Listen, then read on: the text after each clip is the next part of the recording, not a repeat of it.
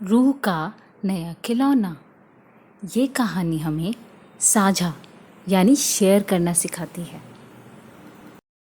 100 एकड़ वुड में आज बहुत ही सुहावना दिन था। सूरज चमक रहा था और रूह को अपने मिट्टी के ढेर में खेलने में बहुत मज़ा आ रहा था। वो कभी उससे महल बनाता, कभी उसको तोड़ देता। जब खेलते खेलते वो बोर हो गया तो वो इधर उधर कुछ ढूंढने लगा और अचानक ही उसकी नज़र किसी चीज़ पर पड़ी। आहा, ये तो बहुत ही मज़ेदार खिलौना लगता है, ऐसा उसने कहा। वो एक छड़ी थी जो कि कांटे जैसी थी। हुर्रे, मज़ा ही आ गया।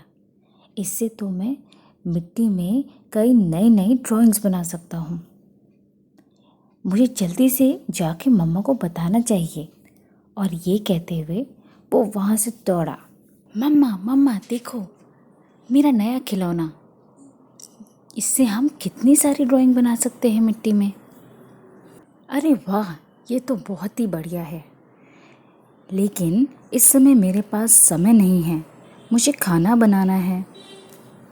ऐसा कहते हुए जब मम्मी ने स्टिक को देखा तो कहा, अरे रूह, ये तो बिल्कुल परफेक्ट है। क्या तुम मुझे ये उधार दे सकते हो? हाँ हाँ मम्मा, बिल्कुल ले लो। कैंगा ने स्टिक ली और गरम बर्तन को आग से उतार लिया। थैंक यू रू, मुझसे ये स्टिक शेयर करने के लिए। ये तो बहुत काम की चीज़ है। ओके मम्मा, अब मैं चलता हूँ। मुझे अपने और दोस्तों को भी तो स्टिक दिखानी है। रू को इस बात की खुशी थी कि उसने अपना खिलौना अपनी मम्मा के साथ शेयर किया, पर वो थोड़ा उदास भी था क्योंकि उसको लगता था कि उसकी मम्मा ने उसका सही यूज़ नहीं किया। उसके लिए तो स्टिक का सही यूज़ मिट्टी में ड्राइंग बनाना था।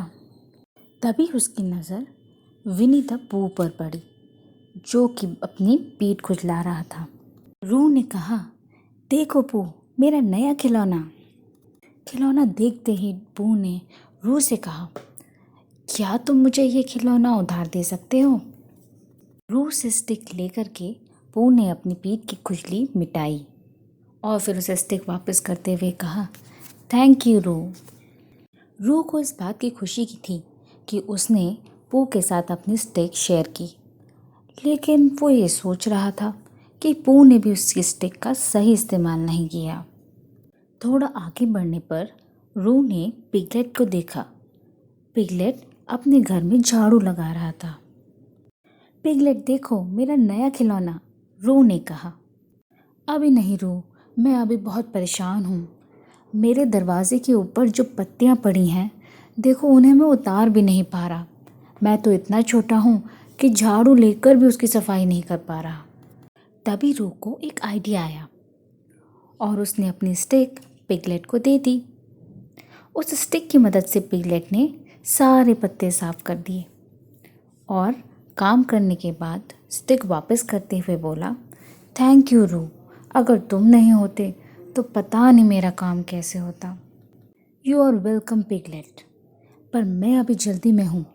मुझे रैबिट के पास जाना है, उसे अपना नया खिलौना दिखाना है, क्योंकि मुझे लगता है कि मिट्टी हम सब दोस्तों में सबसे ज़्यादा उसको पसंद है।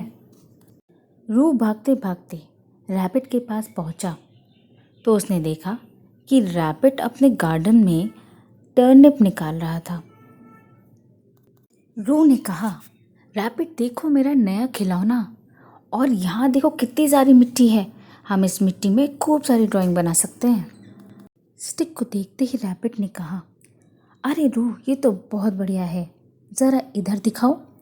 और ये कहते ही उसने स्टिक को ज़मीन में कस के गाड़ा और कहा कि थोड़ा दूर हट जाओ, देखो कितनी सारी मिट्टी उड़ेगी अभी। रैबिट ने जोर लगाया, हैया, और ये कहते ही एक बड़ा सा टर्निप ज़मीन से बाहर आ गया। टर्निप वाकई बहुत बड़ा था। इतनी मेहनत करने के बाद स्टिक वापस करते हुए रैबिट ने रू से कहा, थैंक यू रू, अगर तुम नहीं होते तो ये मेरा काम कैसे होता। वैसे मैं बहुत थक गया हूँ और घर आराम करने जा रहा हूँ। तुम चाहो तो तुम मेरे साथ चल सकते हो। मैं तुम्हें टर्निप पाई बना के खिलाऊंगा। रूह को टर्निप पाई बिल्कुल पसंद नहीं थी। उसने रैबिट से थैंक यू कहा और वो आउल से मिलने उसके घर चला गया। उसे लगता था कि आउल शायद इस स्टिक का परफेक्ट यूज़ कर सके। आखिर वो सारे दोस्तों में सबसे ज़्यादा वाइज था। आउल अपनी लाइब्रेरी सजा रहा था। रूह को देखते ही उसने कहा, आहा, ये स्टिक कितनी बढ़िया है। क्या मैं ये थोड़ी देर के लिए ले सकता हूँ? स्टिक को आगे बढ़ाते हुए रूह आउल से कुछ कहना चाहता था, पर उसकी बात को नज़रअंदाज करते हुए आउल ने स्टिक की मदद से रूह को अपने पूर्वजों की फ़ोटो दिखानी शुरू कर दी और ये सिलसिला घंटे 2 घंटे तक चलता रहा। आउल से परेशान होकर रूह ने कहा, मेरी मम्मा शायद मुझे ढूंढ रही होगी, मुझे जाना चाहिए। और ये कह के रूह वहाँ से निकल गया। रास्ते में उसे आयोर मिला, जो कि अपने टूटे हुए घर को बहुत ध्यान से देख रहा था। रूह ने कहा, हाय आयोर, तुम क्या कर रहे हो? अपना टूटा हुआ घर फिर से बना रहा हूँ, आयोर ने कहा। पर तुम क्या कर रहे हो? मैं तो अपने दोस्तों को अपना नया खिलौना दिखाने आया था, पर किसी को भी इसका परफेक्ट यूज़ ही नहीं पता। हाँ, कभी कभी दोस्त ऐसा करते हैं, आयोर ने कहा। आयोर की बात अभी ख़त्म भी नहीं हुई थी कि रूह का ध्यान पास ही में पड़े हुए एक कीचड़ के ढेर पर पड़ा। उसने जल्दी से जाकर उस स्टिक के दोनों ओर उस कीचड़ में डाली और स्टिक को ले जाकर के आयोर के घर पर लगा दिया और उसका घर बना दिया। ये देखकर आयोर बोला, अरे अरे, ये तुमने क्या किया? मुझे तो लगा ये तुम्हारा खिलौना था। रूह ने कहा, हाँ, मेरा खिलौना था, पर मुझे उससे खेलने से ज़्यादा उसे शेयर करने में ज़्यादा मज़ा आया। पर तुम अब खेलोगे कैसे? आयोर ने पूछा। तो रूह ने जवाब दिया, मुझे तो आज स्टिक के बहुत सारे यूजेस समझ में आ गए। मैं तो बस अब जंगल में जा रहा हूँ और वहाँ से बहुत सारी स्टिक्स लेके आऊँगा, जिन्हें मैं अपने दोस्तों के साथ शेयर कर सकूँ। उसमें मुझे और भी मज़ा आएगा। तो देखा दोस्तों आपने, कैसे रूह ने आज शेयर करना सीखा। आपको भी शेयरिंग करनी चाहिए, इसमें बहुत मज़ा आता है।